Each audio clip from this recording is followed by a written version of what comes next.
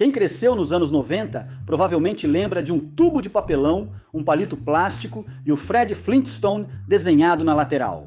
O doce dentro era tecnicamente sherbet, mas a sensação era de um pequeno milagre gelado. E então, um dia, simplesmente sumiu, como os dinossauros. E é por isso, hoje vamos investigar o que houve com os push-ups do Fred Flintstone.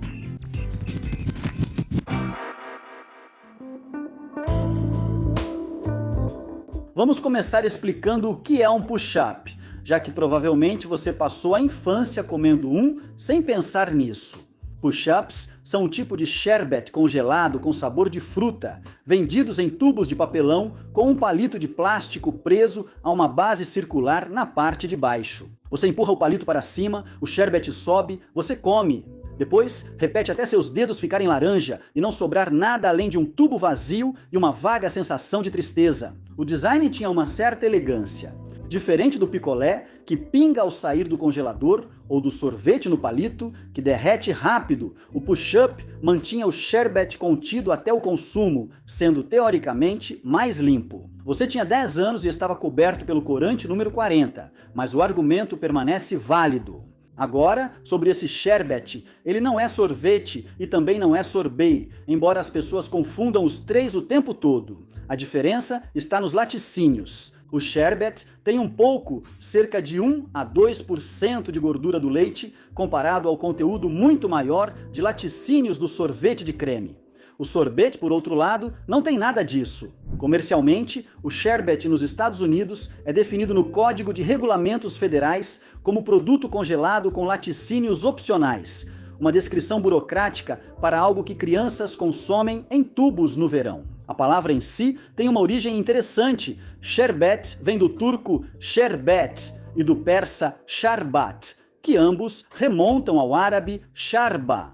Originalmente, os ingleses pegaram emprestado o termo sherbet para descrever uma bebida frutada e não alcoólica, algo mais próximo de um xarope ou refresco concentra do que de qualquer coisa congelada. Só séculos depois é que se tornou a sobremesa congelada que conhecemos hoje. E ainda significa algo totalmente diferente na Grã-Bretanha, onde sherbet se refere a um doce em pó efervescente no qual você mergulha um pirulito.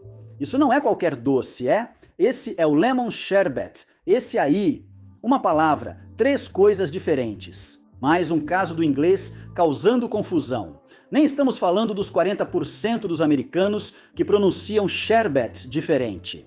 O sherbet se popularizou na Segunda Guerra Mundial, quando o racionamento do creme de leite dificultou e encareceu a produção de sorvete. O sherbet, feito com leite no lugar do creme de leite, surgiu como alternativa viável, mais barato, gelado e doce. Uma geração de crianças americanas cresceu comendo isso sem saber que surgiu por causa da escassez na guerra. Quando a guerra acabou, o sherbet já estava tão consolidado nas sobremesas geladas americanas que não iria desaparecer.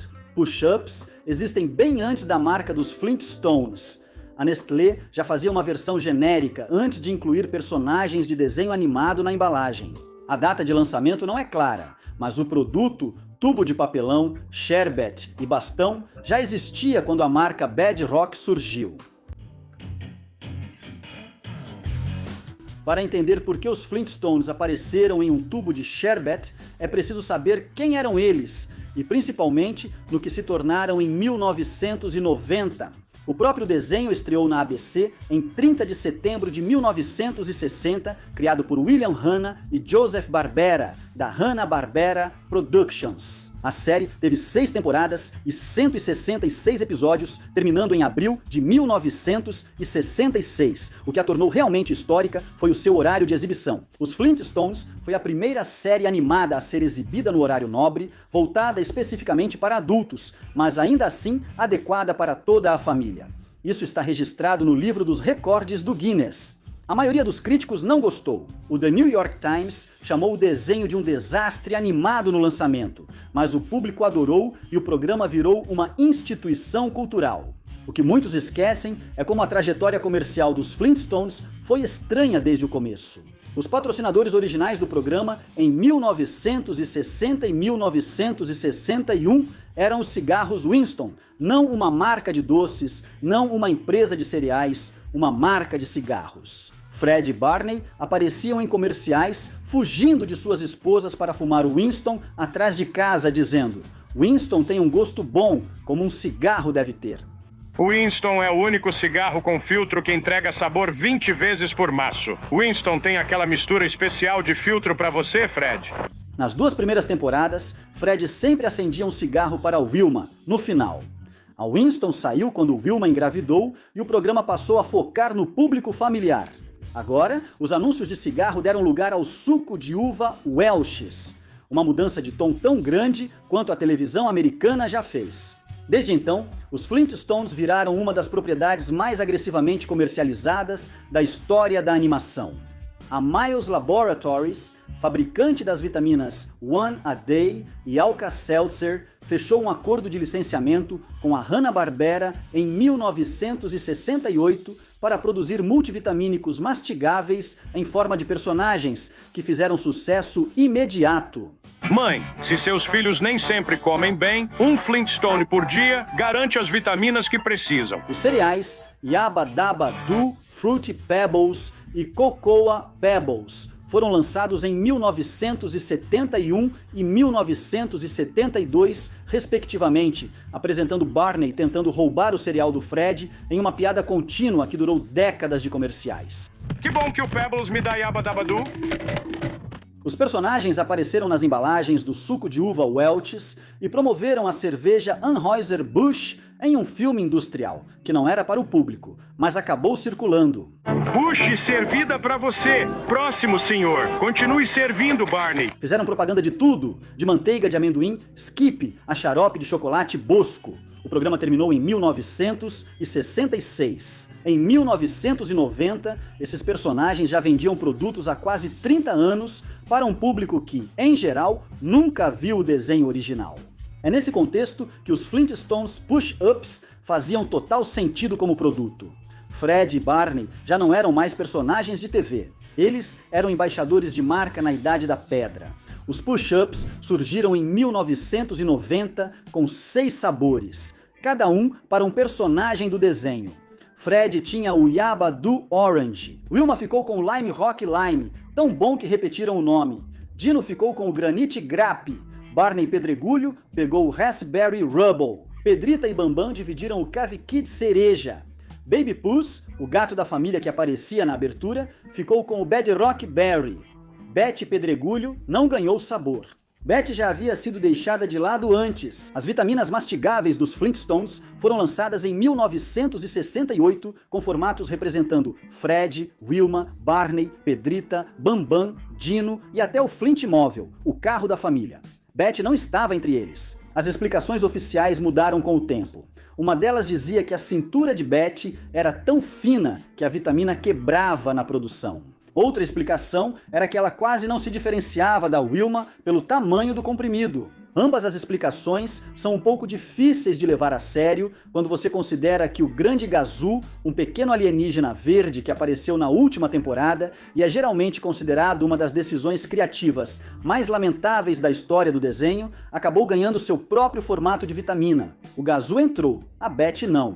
A injustiça não foi ignorada. Surgiu, ao longo dos anos, o movimento popular Betty nas Vitaminas, discreto, porém persistente. Uma banda de rock de Atlanta chamada Betty Não É Uma Vitamina foi considerada pela revista Paste um dos melhores nomes de banda de todos os tempos. Quando Rosie O'Donnell fez Betty no filme dos Flintstones em 1994, ela destacou ao público a omissão, que já durava quase 26 anos, a Bayer, que comprou a Miles Laboratories em 1979, respondeu criando uma linha telefônica gratuita e estações itinerantes para o público votar sobre o destino de Betty.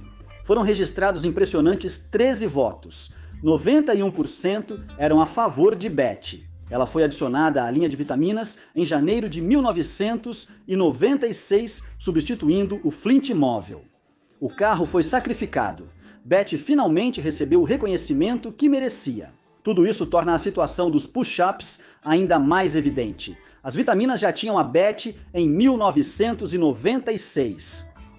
Os push-ups, descontinuados em algum momento no final dos anos 1990, nunca tiveram. Baby Puss, um personagem de fundo que existia principalmente para que Fred tivesse algo para jogar pela porta da frente na abertura, ganhou um sabor de sherbets. Betty Rubble, co-protagonista do desenho por 6 temporadas, não ganhou um sabor. Se há uma lição sobre decisões de licenciamento, provavelmente não é positiva. Ok, voltando aos push-ups. Os comerciais apostavam forte no que era considerado legal em 1990.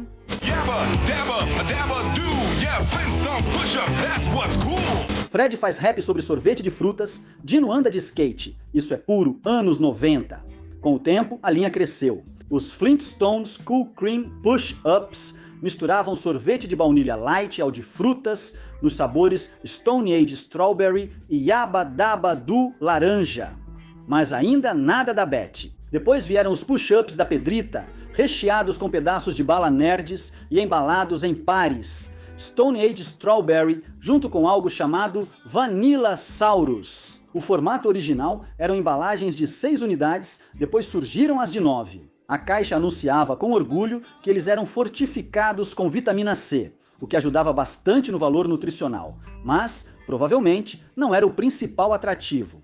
De qualquer forma, a linha foi um sucesso. Números exatos de vendas são difíceis de encontrar, mas todos os relatos da época indicam que os Flintstones Push-Ups faziam sucesso e vendiam rápido e de forma constante, até que um dia simplesmente desapareceram. Em algum momento no final dos anos 1990, os Flintstones Push-Ups desapareceram das prateleiras das lojas. Exatamente quando isso aconteceu, não está claro. Exatamente por que também não se sabe. Não houve comunicado à imprensa, nenhum anúncio, nenhuma explicação oficial da Nestlé. A teoria mais aceita é simples. A marca Flintstones perdeu força, tornando inviável pagar a taxa de licenciamento. Nem com óculos escuros e skates, Fred e Barney vendiam como antes. As crianças que assistiram à série original já eram adultas, enquanto as do fim dos anos 90 tinham cerca de 1000 outros personagens de desenho animado disputando seu espaço no freezer. Em algum momento a conta não fechou mais. Um blogueiro, em 2019, considerou a descontinuação a terceira pior ação da Nestlé, atrás do uso de trabalho infantil na África Ocidental e da compra de fontes de água doce perto de Flint, Michigan. O autor destacou que era um terceiro lugar distante. Os Flintstones Push-Ups não eram os únicos no cemitério do freezer. Várias outras guloseimas congeladas queridas da mesma época tiveram fins igualmente silenciosos, e vale a pena dedicar um momento para lamentá-las. Os Gel ou Pudding Pops tiveram uma trajetória quase shakespeariana, lançados no fim dos anos 1970 e promovidos por grande campanha publicitária com Bill Cosby vestido de sorveteiro. Eles faturaram 100 milhões de dólares americanos no primeiro ano. Como você descreveria os Jell-O Pudding Pops, senhorita Kitty Cat? Perfect. No início dos anos 1990, eles estavam faturando 300 milhões de dólares por ano, e então desapareceram. O problema era que a Jell-O, uma empresa de gelatina, não estava nem de longe preparada para administrar uma operação de alimentos congelados. Os custos estavam acabando com eles. Eles acabaram vendendo a marca para a Popsicle em 2004, que relançou com formato e fórmula um pouco diferentes e bem menos da magia original. Em 2011, a versão da Popsicle também foi retirada das prateleiras. A conta oficial do Jell-O no Twitter disse em 2018 que foram descontinuados por falta de compradores. Um epitáfio digno para um produto de 300 milhões de dólares. O problema com o porta-voz também não ajudou. O Bill Cosby, que vendia Pudding Pops nos Estados Unidos e fazia comerciais animados, não envelheceu bem com o tempo. Os Mickey's Parade Ice Pops tinham formato do Mickey Mouse, recheio de gelo de frutas e exigiam licença da Disney, realizando o desejo humano de comer um personagem de desenho animado. Agora, eles não existem mais. Os Popsicle Sprinklers eram barras de sorvete com confeitos coloridos pressionados na cobertura, o que parece simples, e realmente era, funcionando perfeitamente por causa disso. E agora também se foram. e também sem explicação. Todos esses casos têm algo em comum. Um produto parecia permanente por vender bem, até deixar de ser. Aqui vai uma teoria, não muito popular, mas interessante. Os Flintstones nunca foram tão bons, especialmente se comparados ao original que imitavam. Quando o desenho estreou em 1960, estava claramente copiando a famosa sitcom The Honeymooners. Jack Gleason, estrela e criador de The Honeymooners, ficou tão furioso que pensou em processar. Joseph Hanna, fundador da Hanna-Barbera, admitiu: The Honeymooners serviram de base para o conceito. Fred é basicamente o Ralph Cramden de Túnica. O bairro operário, as brigas, os planos absurdos, a sogra mandona e o clube de nome ridículo foram copiados, recheados de trocadilhos pré-históricos e viraram desenho animado. Então, como uma sitcom animada derivada se tornou uma das franquias mais reconhecíveis da história da cultura pop americana. Vitaminas, cereal e, claro, push-ups. Os Flintstones não se mantiveram pelo enredo ou humor. Eles sobreviveram porque o Miles Laboratories queria um rosto para seu multivitamínico infantil em 1968. A Post Cereals precisava de um mascote para seu cereal açucarado em 1971. E a Nestlé queria um personagem de desenho animado para seu tubo de sherbet em 1990. O desenho oferecia aos pais algo familiar e às crianças algo colorido. Os produtos, como vitaminas, cereais e doces gelados, seriam comprados pelos pais de qualquer forma. Os Flintstones só estavam na embalagem. Então, enquanto o filme live action de 1994 com John Goodman pode ter sido um sucesso, a prequela de 2000 foi um desastre. Reboots animados foram cogitados, desenvolvidos e abandonados periodicamente.